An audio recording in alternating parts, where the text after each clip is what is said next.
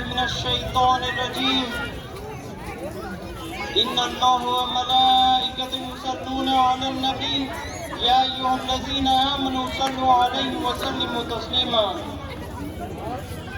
अल्लाहुम्मा सल्लि अला मुहम्मद व अला आलि मुहम्मद बिअददि मन सल्ला व सल्लम व सल्लि अला मुहम्मद व अला आलि मुहम्मद बिअददि मन क़ादा व क़ाम।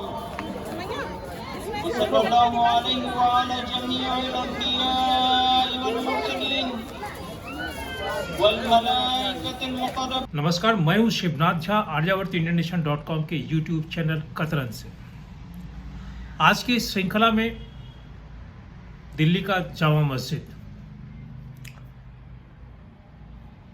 अगर पिछले 30-40 वर्षों का इतिहास देखा जाए तो भारतवर्ष में जितनी लड़ाई या जितनी राजनीति धर्म के नाम पे हुई है,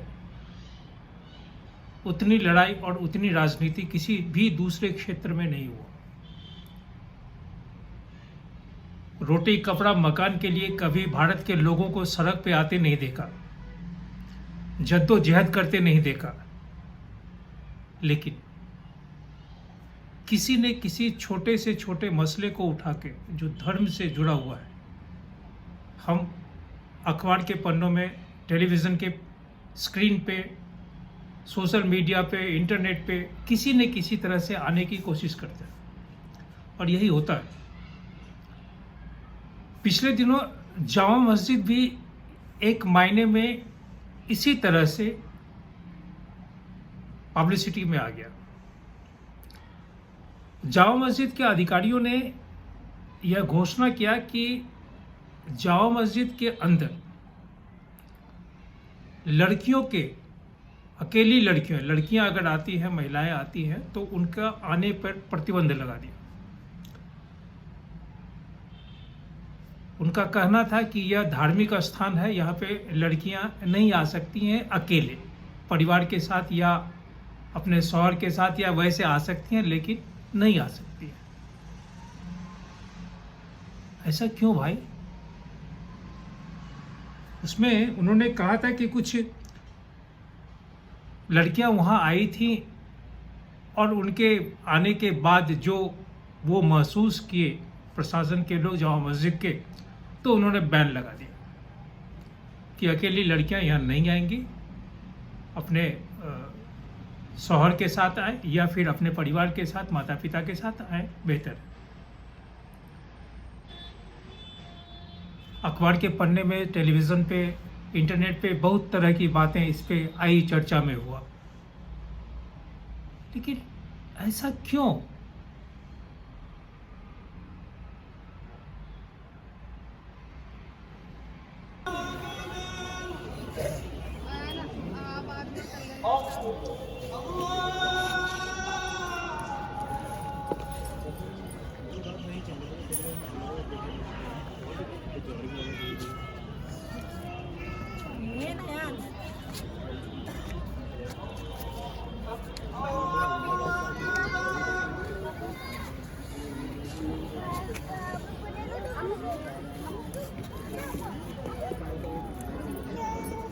حيا قيوما عالما قديرا مدبرا سميعا بصيرا ونشهد ان لا اله الا الله وحده لا شريك له له الملك وله الحمد وكبره تكبيرا ونشهد ان سيدنا ومولانا محمدا عبده ورسوله الذي ارسل الى الناس كافه بشيرا ونذيرا وصلى الله عليه وعلى آله وأصحابه وأزواجه وذرياته وسلم تسليما كثيرا كثيرا. أما بعد، فيا أيها الناس، إن لكم معالما فانتهوا إلى معالمكم، وإن لكم نهاية فانتهوا إلى نهايتكم، وإن العبد المؤمن بين مخافتين، بين أجل قد مضى لا يدري مضى ثاني عمري، وبين أجل قد بقي لا يدري الله قادم لي. मंदिर हो, मस्जिद हो, गुरुद्वारे हो, चर्च हो, हर एक जगह जो भी व्यक्ति जाता है,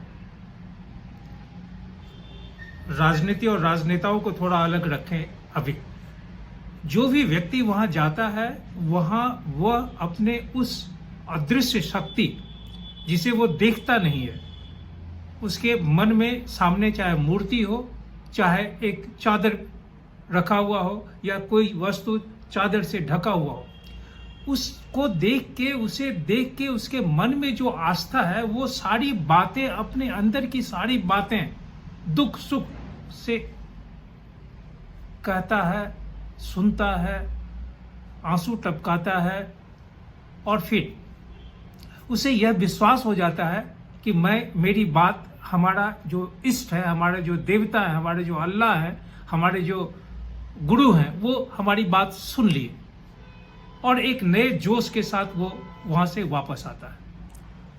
अब यह जरूरी नहीं है कि हम अपने माँ बाप के साथ ही जाएं मंदिर में या मस्जिद में या गुरुद्वारे में या चर्च में, और माँ बाप के साथ या अपने पति पत्नी के साथ जाएं और वहाँ पे अपनी बात, अपनी दुखड़ा, अपना सुख दुख उनसे बांटें। मैं अकेले भी जा सकता हूँ, वो अकेले भी जा सकती है। सवाल यह है कि हम कैसे देखते हैं उसे।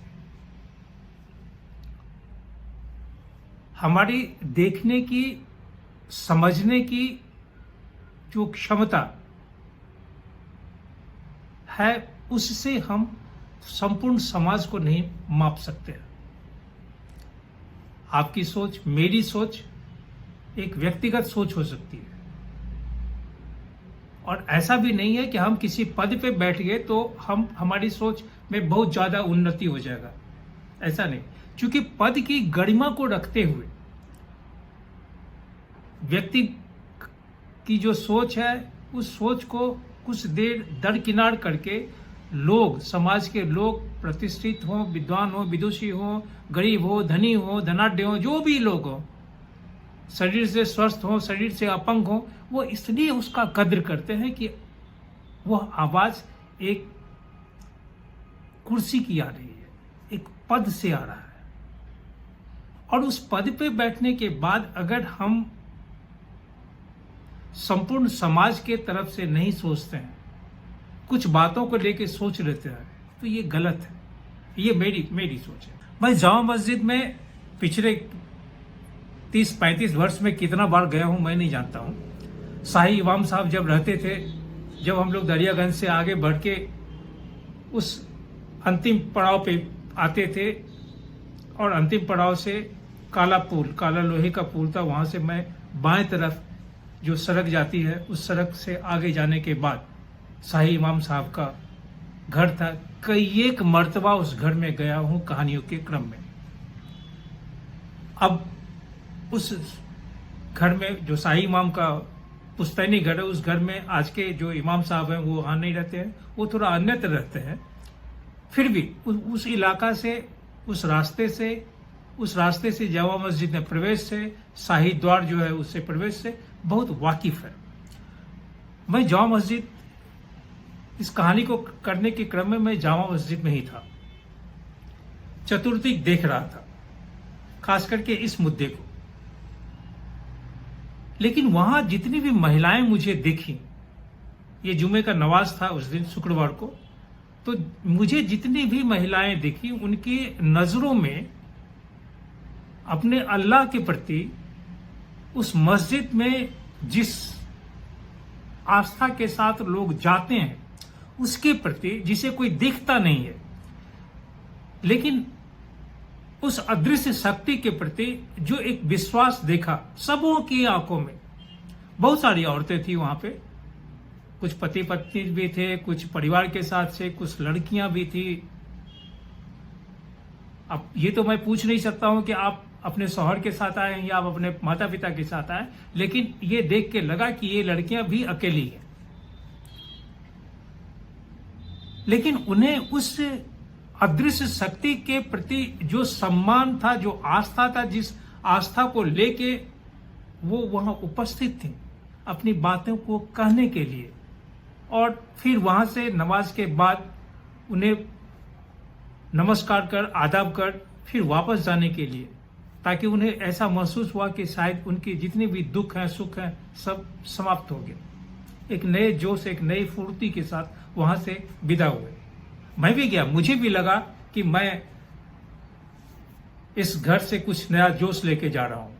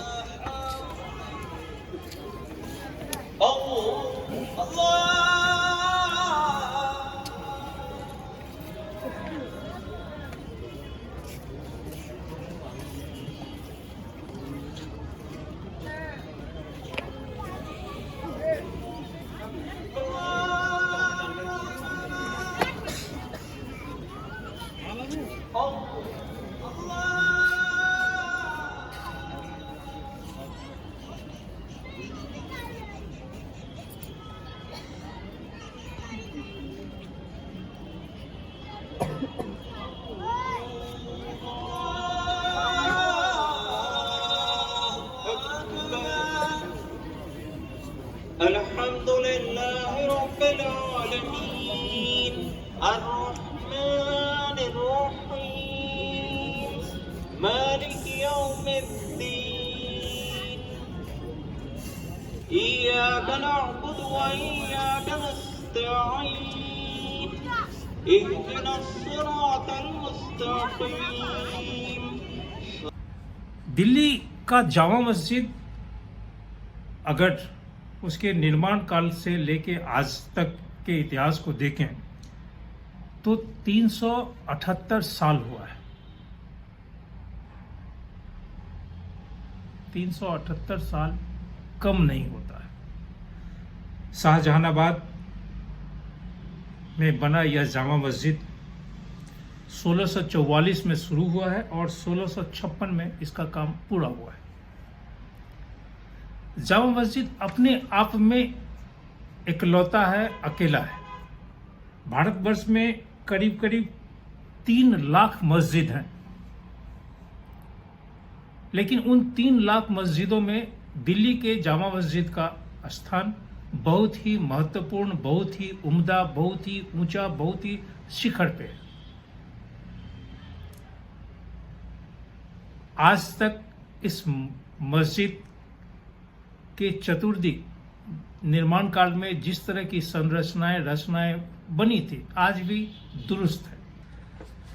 कहते हैं कि मस्जिद के निर्माण में करीब 12 साल लगे थे और इसका निर्माण 1644 से 1656 के बीच में हुआ था। इसमें तकरीबन 5000 से अधिक श्रमिक इसके निर्माण में लगे हुए थे। जामा मस्जिद को मस्जिदे जहानुमा भी कहा गया था और उसका अर्थ था कि मस्जिद जो दुनिया को दर्शाती है। फिर जामा मस्जिद को शुक्रवार का भी मस्जिद कहा गया और इस मस्जिद का जो आधिकारिक तौर पे उद्घाटन हुआ है वो 23 जुलाई 1656 को, और इसका उद्घाटन किए थे अब्दुल गफूर शाह बुखारी। और यही कारण है, ये वो वहाँ का सबसे पहला जो इमाम थे वो बने थे, और यही कारण है कि बुखारी साहब के परिवार के लोग आज तक इमाम बनते हैं।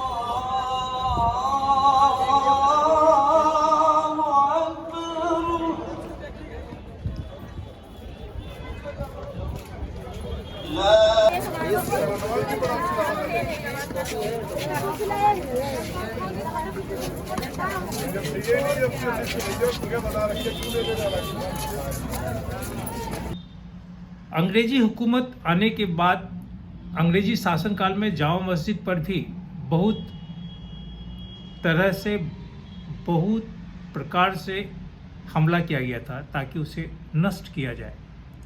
लेकिन दिल्ली सल्तनत में दिल्ली के लोग और उस ज़माने में जितने भी दिल्ली में राजा महाराजाओं का वर्चस्व था, उन तमाम लोगों के मदद से जामा मस्जिद पे कभी किसी तरह का कोई आंच नहीं आया।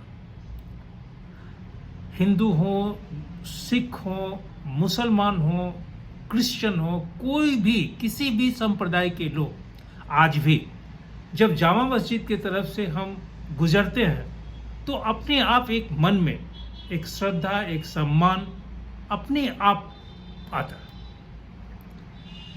राजनीति नहीं, राजनीति की बात छोड़ दीजिए। जामा मस्जिद का निर्माण भारत इस्लामी शैली में हुई है, जो पश्चिम की ओर पवित्र शहर मक्का की ओर पश्चिम की ओर इसका रुख है। इस मस्जिद में लाल बलुआ पत्थर और सफ़ेद पत्थर का प्रयोग किया गया है। मस्जिद की ऊंचाई तकरीबन 261 फीट लंबी और 90 फीट चौड़ी है। इसमें यह माना जाता है कि अगर 25,000 से भी अधिक लोग शुक्रवार अथवा किसी भी दिन अपनी नमाज अदा करते हैं तो उन्हें कोई तकलीफ नहीं होगी। बेहद खुशी खुशी सभी लोग अपनी श्रद्धा, अपना सम्मान उस अदृश्य शक्ति के लिए अपने अल्लाह को अर्पित कर सकते हैं। अगर आप जामा मस्जिद आए होंगे, देखे होंगे, तो जो मुगल बादशाह शाहजहां थे, उन्होंने 3 विशाल धनुषाकार द्वार बनाए हैं, संगमरमर के गुंबद बनाए हैं, 2 विशाल मीनार बनाए जो करीब 40 फीट ऊंचा मीनार है, 4 छोटी छोटी मीनारें हैं, 3 प्रवेश द्वार है। पहले जो शाही द्वार था उस द्वार से भी अब आम जनता उस द्वार से भी आते हैं। दक्षिण, पूर्व और उत्तर में ये द्वार हैं। पूर्व में कुल 35 सीढ़ियां हैं। आप भी अगर जाते हैं तो जब हम पूरब की दिशा से, लाल किले की दिशा से हम जामा मस्जिद की ओर बढ़ते हैं और अंत में उस सीढ़ी के पास पहुंचते हैं, तो वहां से अगर आप सीढ़ी गिनेंगे ऊपर तक चढ़ने में तो आपको 35 सीढ़ियां मिलेंगी। और फिर उसके बाद जामा मस्जिद का वो बड़ा सा चबूतरा।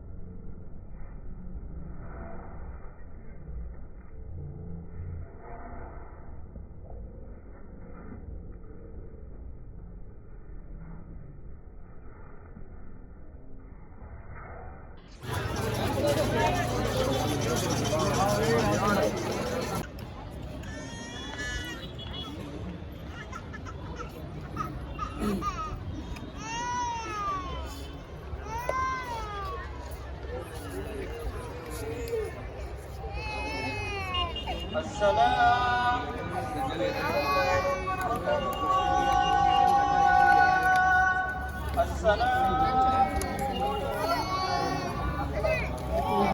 दिल्ली में जामा मस्जिद का अपना एक अलग स्थान है, अपना एक रुतबा है। इस जामा मस्जिद के अलावे दिल्ली में एक और जो महत्वपूर्ण मस्जिद है वो है जमाली कवाली। जमाली कवाली मस्जिद का निर्माण बाबर के समय में करीब 1528 में शुरुआत है। 1535-36 के आसपास जब हुमायूं आए हैं तब जमाली कवाली बनकर तैयार हो गया। इसके अलावे एक और महत्वपूर्ण जो मस्जिद है वो है खिड़की मस्जिद। खिड़की मस्जिद का निर्माण 1380 में हुआ है, ये इतिहासकार लोग कहते हैं। और इसका निर्माण 1380 में जो फिरोज शाह तुगलक थे, सुल्तान दिल्ली के, उनके जो प्रधानमंत्री थे खाने जहां जूना सिंह, उन्होंने ये मस्जिद खिड़की मस्जिद बनवाया था। कतरन इंडिया द्वारा भारत की सड़कों से भारत की कहानी हम जारी रखेंगे। आज यहीं समाप्त करते हैं, फिर आगे कहीं और से एक कहानी की शुरुआत होगी।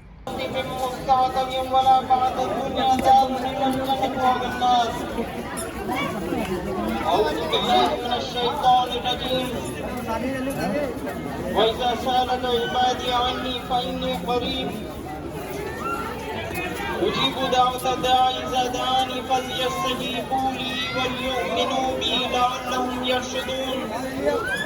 أقول قولي هذا وأستغفر الله لي ولكم أجمعين.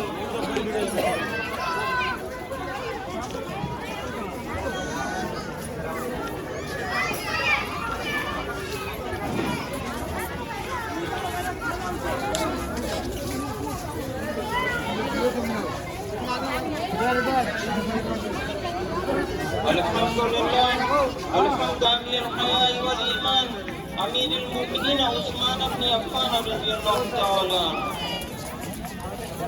وعلى مظهر العجائب والغرائب أمير المؤمنين علي بن أبي طالب كرم الله وجهه